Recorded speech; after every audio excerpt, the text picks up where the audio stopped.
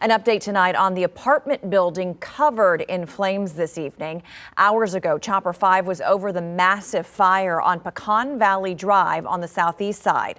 Tonight, we're told the building was vacant for remodeling. And all new tonight, new cell phone video showing the intensity of the smoke that fire crews were up against. A part of the apartment did collapse. Residents who live in the building next door say they now have damage from the fire. One neighbor taking us inside where you see a hole in the ceiling. KENS 5 reporter Henry Ramos takes us to the chaotic scene. A mad dash to put out a big fire. Firefighters working to get the flames out. It was a powerful fire. Abrina Reed lives just right next door to the building that caught fire at Pecan Valley Drive near South New Braunfels.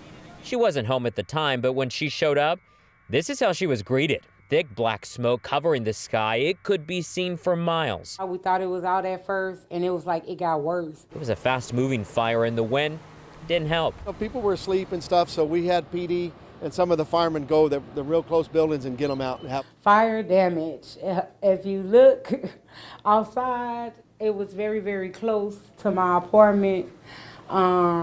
And this is what it is right now. Reed says she now has a hole in her ceiling. She believes it may have been the heavy water pressure used by fire crews.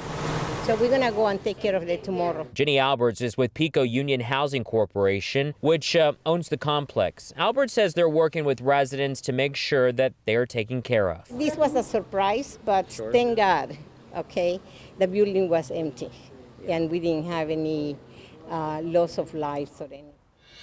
Henry Ramos joins us live now from Public Safety Headquarters tonight. And Henry, do we know the cause of the fire yet? Yeah, not yet, ECs, but I did see arson investigators on scene today.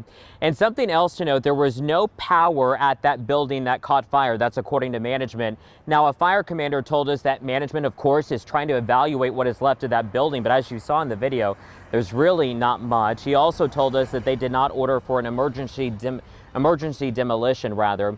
Something else I want to end real quick on this story, something sweet that's going to make you smile. Look at this video right next to me that was captured by our very own Sue Kalberg, who was at the scene. You see this pup playing with an SAPD officer. We're told that this dog was reunited with its owner and also giving some comfort to these first responders, that, of course, in the middle of such a chaotic scene.